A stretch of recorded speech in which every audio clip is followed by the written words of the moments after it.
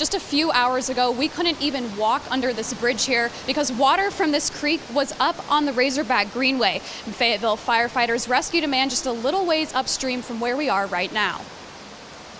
Crews got a call around 10 a.m. for a swift water rescue off the Razorback Greenway in Fayetteville. Captain Thomas Good says they don't know how the man got into the creek, but by the time they got there, he was stranded on an island. By the time we got there, the individual had made his way to an island in the middle of the creek. We put rescuers in the water and set up ropes. We put a life vest on him and helped him back across to the shore.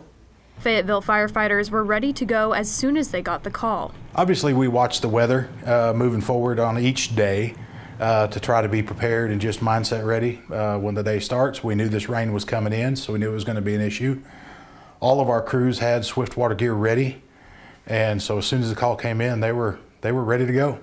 Fayetteville easily broke a daily rainfall record today set back in 1945. The rainfall didn't stop people from walking around the square, though.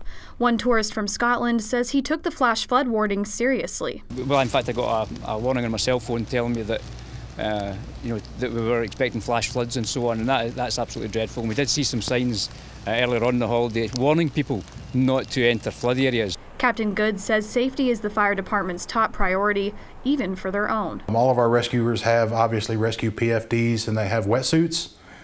And this time we set up rope systems running across the creek to keep anybody from washing away. And obviously we have safety people downstream with ropes as well in the event that somebody does lose their footing and get swept away by the water.